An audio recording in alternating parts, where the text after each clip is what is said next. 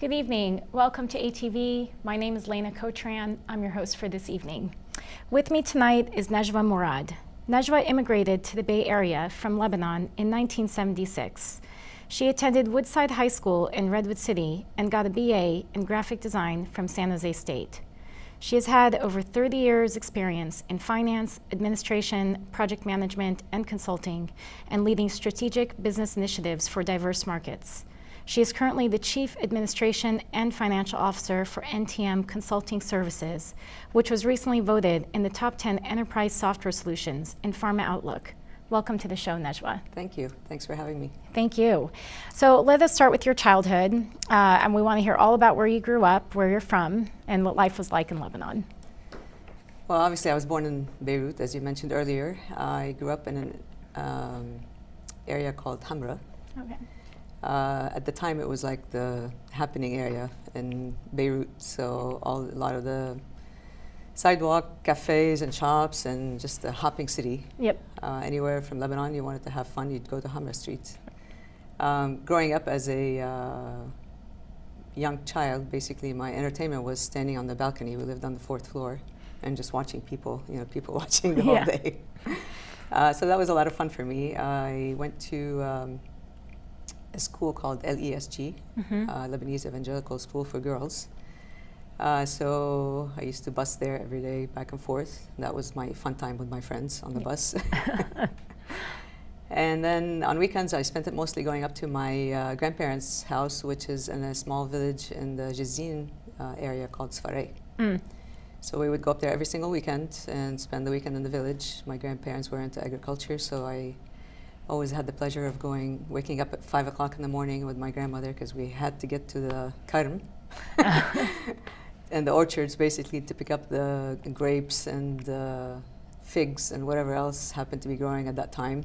Wow. Before all the birds came out and started eating all of them. Right.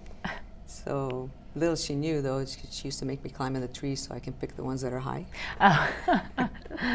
So most of the time I actually ate the figs before I threw them down to her. So she picked up on it after a while, and then, she'd start cussing you out,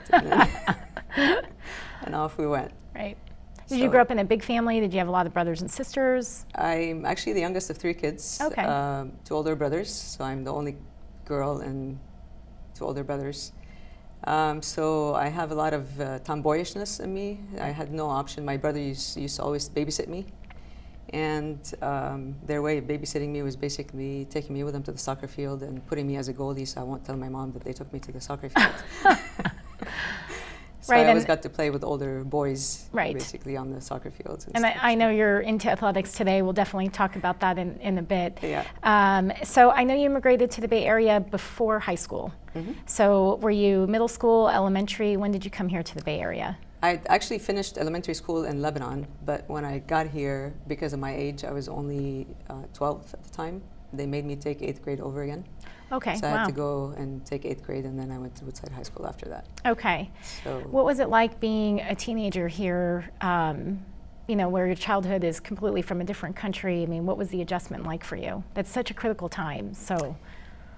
It was kind of interesting because when we migrated here, unlike a lot of my friends that came here, my whole family migrated together. So like we caravanned over here. Oh, wow. So seriously, like on the same plane, it was me and my family, my uncle and his family, my aunt and their family, my grandparents came with us. And the big Lebanese family. Yeah, I had some, my uncle and my aunt were here, 2 of my uncles were here already and my aunt. So by the time I got here, we already had like our whole village pretty much over here. So you had community coming in? So yes, I did. So yes. I did have community when I came in. So the cultural part of it remained with me day in and day out. So I'd go home and there's 20 people at my house. And everybody's speaking in Arabic and listening to Arabic music, which made it the interesting part because then going to high school here, it's a complete culture shock. I mean, for me, it was a complete culture shock because the camaraderie between the kids here in high school versus what I was used to in Lebanon was completely different. It was there was a lot of cliques, and at the time, we're talking 1976. There weren't really that many. I went to Woodside High School, which is a very rich area, and I come from a very moderate family. So a lot of the kids, white people, they didn't really understand the concept of what your name is what. Yeah. Where is Lebanon? You know, Right. Right. Right. What part of the country or world is that from, you know? So it was initially difficult, and plus you had an accent and what have you. It wasn't like it is today where every other person is, you know, Is from somewhere else right. in the world. Not quite as diverse at the time. Yeah, it was very interesting, and it took maybe like 2 to 3 years really to kind of start, you know, penetrating the cliques in the high school, and it was mostly really, that's how I got into sports, is playing sports. Wow. In high school. That really got me to get used to the environment and the culture here and so on. So. Well, and it's good you had such a strong community at home. Oh, you yes, know, definitely. and I can imagine that must have been very positive. Definitely. And you stayed local. You went to San Jose State. Yes. So what was graphic Not design? because I had an option, but because my mom would not have me. Leaving far, sure. I understand. So, and you did graphic design, what was that like at the time? I mean, it's changed so much, obviously, to today. So what was that like for you? Honestly, being at school was great. I loved the classes. I loved the art. I actually started as an accounting major. Yeah. But I switched to graphic design because I hated economics. I still hate economics. So I switched to graphic design, complete opposite. And I'm happy to say that I never worked a day in it. Right. When I graduated, because at the time, again, I graduated, it wasn't, all the computer technology wasn't there yet. Right. I'm making myself sound really old, right? No, no. So when I graduated, graphic designers were making something like, I don't know, $8, $10 an hour, which Right. there was no way I could make a living off of that. Right. So I started working for an electrical engineering company as a drafter at the time. And then they needed a bookkeeper, and since I had a minor in accounting on my resume, it was a small company, so the guy asked me, he said, hey, can you help us with the books while you're doing drafting? I'm like, sure, why not? And then I ended up liking it so much, I just continued just growing in that and went back and took additional courses, and here we are. Yeah. But I do use graphic design like in my daily life as far as all the work that you do. All the work that I do, of course, which we'll talk about. And you have a son, an adult son. Yes. But what was it like raising him in the Bay Area and, you know, keeping the culture alive for him? I mean, what was that like? I actually was very lucky with my son. I consider him my biggest accomplishment, really. Right.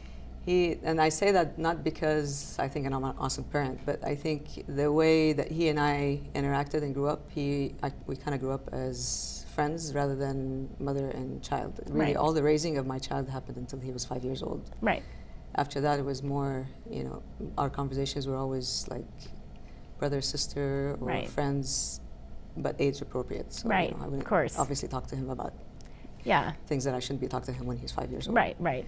So, but I tried to, because my whole family was here, it was very easy for me to keep the culture going in his life. Sure. So I worked full time, obviously, a lot of hours, and my mom lived 10 minutes away from me, so he spent a lot of time with my mom. Right.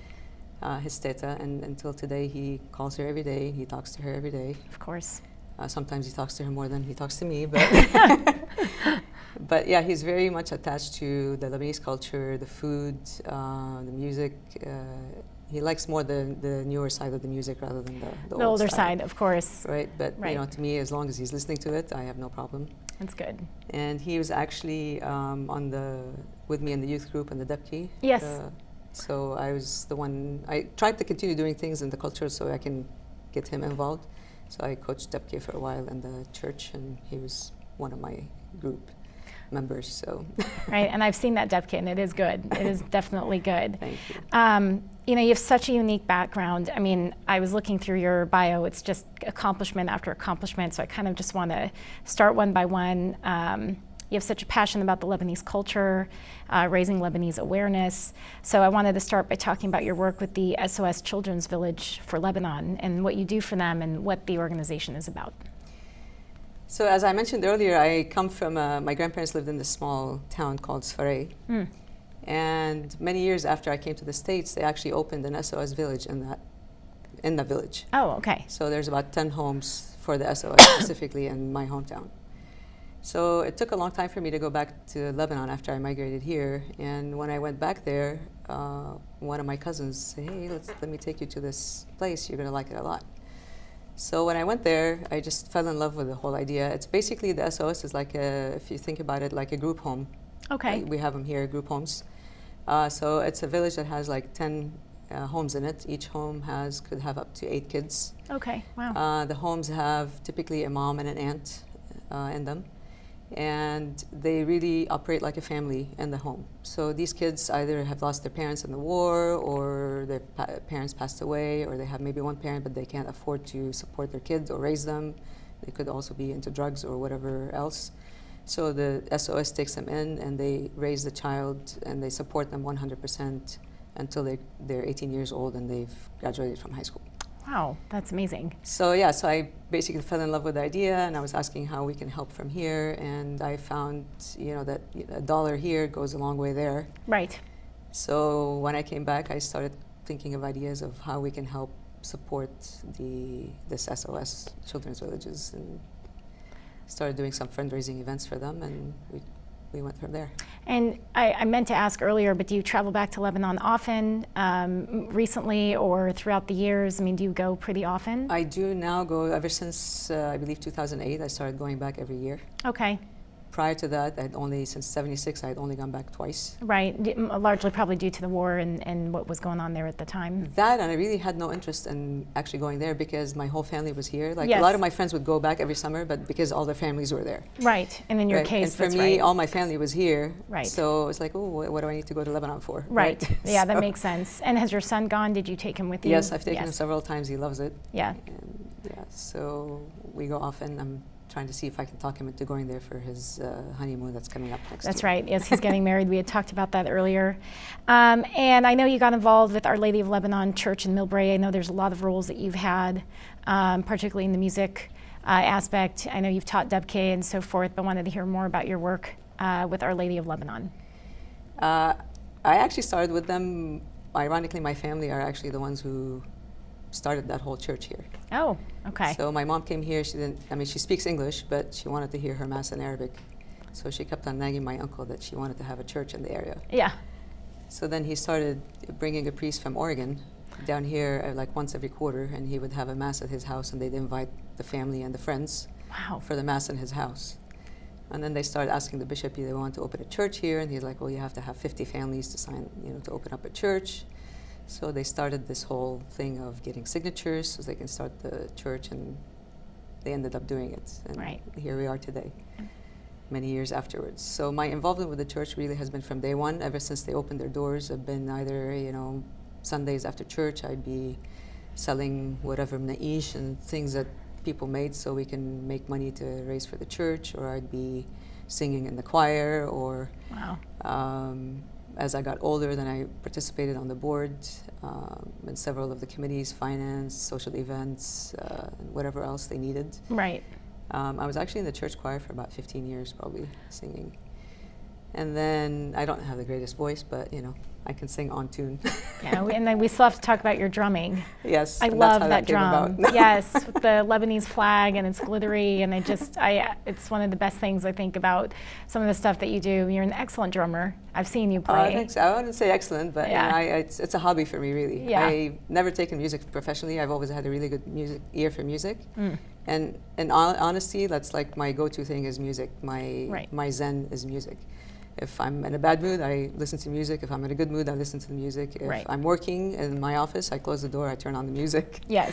It just helps me think. So when I was a kid, all the women were supposed to get up and dance whenever there's a party. And I was really shy when I was a kid. Right. So somehow I discovered that playing music on the tables, people liked it because we didn't have a drum back then. So we would have parties, and I started playing on the table, and then nobody asked me to dance anymore. Right. So that's how I started my drumming passion, really. And then, but of course, growing up, my mom was like, no, girls don't play on the drum or whatever, so she wouldn't let me buy a drum until I got older, obviously in my 20s, and I'm like, that's it, I'm going to start drumming. So I went and bought a drum, and I took some lessons with one of the local musicians here, Yas Khouri. I don't know if you know him. He's an excellent percussionist. So he gave me a couple of lessons, and I would basically just spend most of my free time, learning how to play and just listening to music and playing along with it. So I want to make a plug here for the Bay Area singers that you have worked with over the years. So I wanted to talk about your work with Wasim Rabi, Nader Zaki, Najib Haddad, and Ghassan Badr. And then I have a special question a little bit later about one of my favorite musical artists that I know you've worked with. So I know you've done things with the Lebanese Festival in Redwood City. You know, that's, you know, you're very involved in that, but I just wanted to hear more about that. Yeah, so really my music right now, I play music, I take selective events, and mainly because I have a full-time job. But the other thing is the events that I play are, all the money I make from it goes to the SOS Children's Village. I actually heard that's you do raise, and when you do play, that's where you donate it to, and I think that's an amazing quality. Thank you, Yes. I appreciate that. So basically, I'm really appreciative with Wasim and Wasim Rabia and Nader Zaki, as you mentioned, Ghassan Badr, And Najib Haddad Haddad. most recently. I've also played with a Lebanese composer. He's a recording artist, actually. His name is Saeed Abil. So I've really had the pleasure to work with them, and I really appreciate, you know, whenever they have events, they give me a call. Hey, you know, we have an opening. Come play with us. I always see you on the stage, so yes, it's awesome. a lot of fun. I have Yeah. a lot of fun playing with all of them. It kind of gets tricky because, like, eventually, occasionally I have events for the SOS Children's Village. So then, you know, I have to, okay, do I bring this guy or do I bring this guy, or, you know, so Right. you always want to make sure you're not hurting anybody's feelings, right? Right, So- absolutely, yeah. So occasionally I'll bring somebody from outside of the Bay Area when I have these events, just because I don't really want anybody to be upset that, you know, why did you bring him and not bring me, and so Right. on.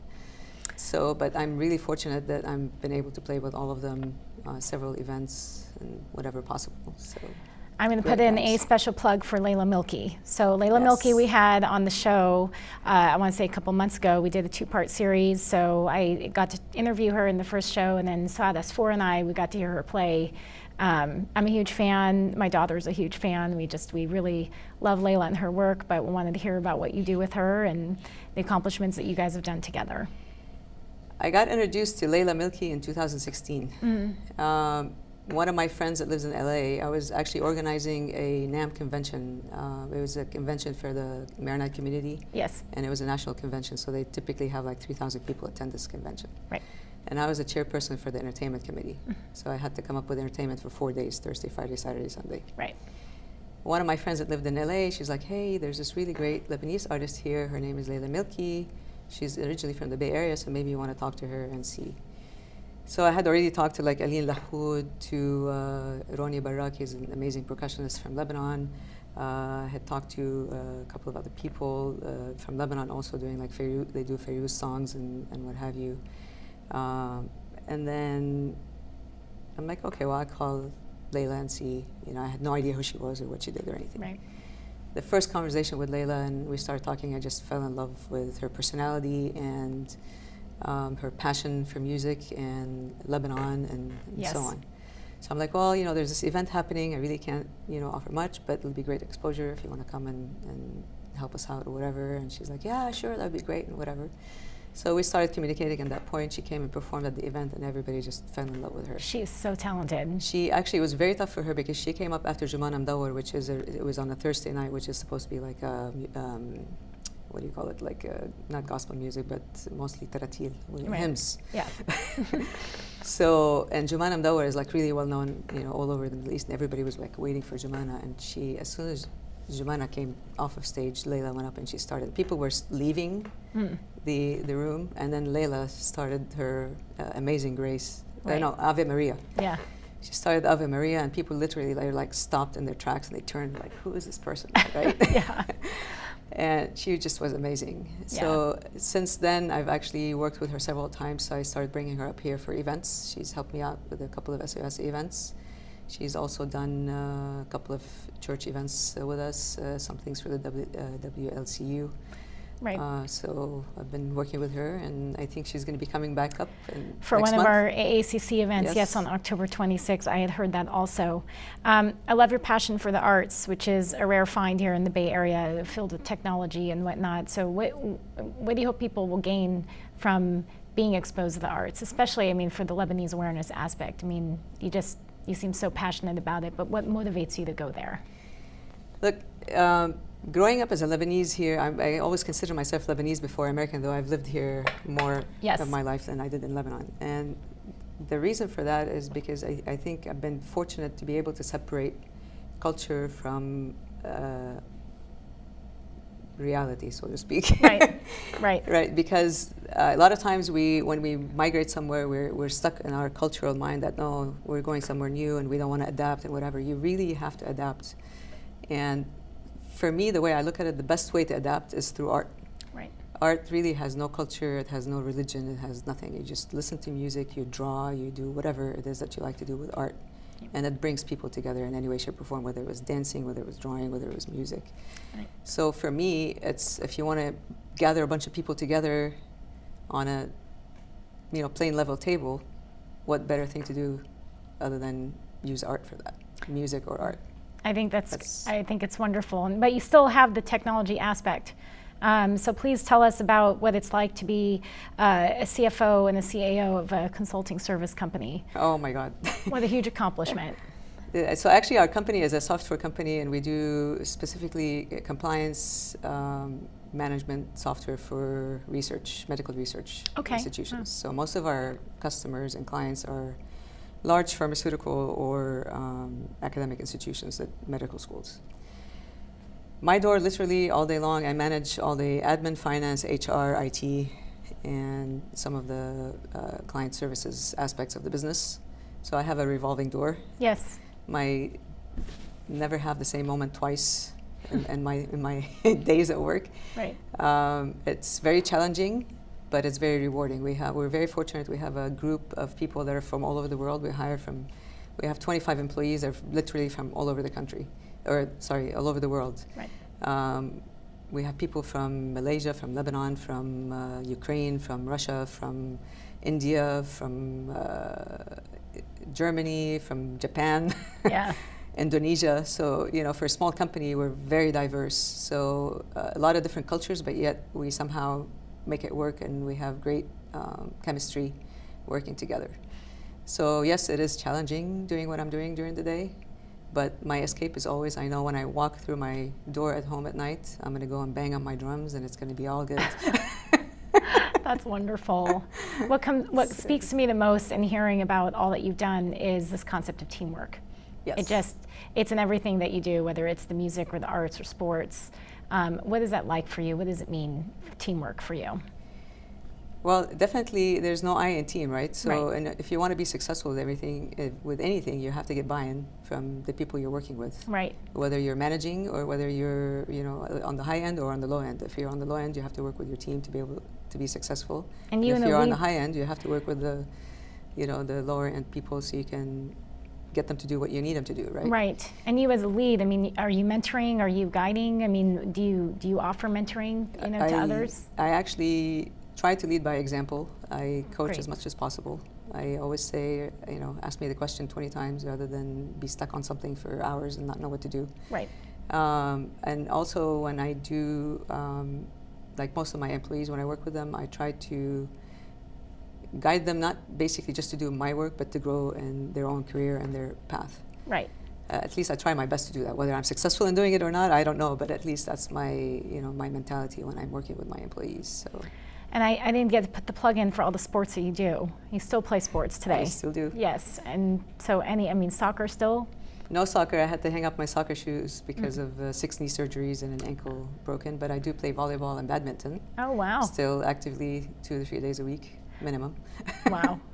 That's unbelievable, but I feel, that you're so well-rounded in all that you do, and it's wonderful to see that. Thank you.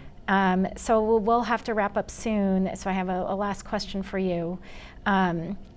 What advice do you have for others that want to participate, let's say, in funding or humanitarian efforts for their home country? I know you speak a lot about humanitarian work and equality. What would you advise for someone that wants to just get started and all that, and they have that passion, but they don't know where to begin? I think basically the idea of doing humanitarian work is really knowing there's really no difference between who you do it for, whether it's children, whether it's helping people with cancer, whether it's anything. Could be homeless people going and feeding and whatever. If it's something that you're passionate about, you should just start somewhere. Right. Even you start little. The only advice I have is, which is what I did, is whatever group you decide to work with, you want to make sure that whatever you're doing is going to the right place. Right. So know who the people are that you're working with, understand what they're doing, look at their projects, what they've done in the past, and have them be accountable for whatever you're providing for them, which is one of the things I usually do. Every time I have an event and I have people donate to the event, after the event I always send out, you know, I'm very transparent. Financials, what did the event do? How much money did we raise? Wow. Where did we send it to? You know, that I show deposits that went to the bank, to the SOS. And then when the SOS does the project that they did, then I bring pictures back of the project and I show everybody. So it's all transparent and everybody knows that their money is really going where they're thinking it is going. That is commendable. And I do want to also add before we end that Najwa has agreed to join the board for the AACC. You know, we're happy to have you. You know, we look forward to working with you. And I want to thank you today for coming. Thank you. It's been wonderful to hear about you. So thank you very much. My name is Leyna Cotran. I'm your host for ATV tonight. Good night.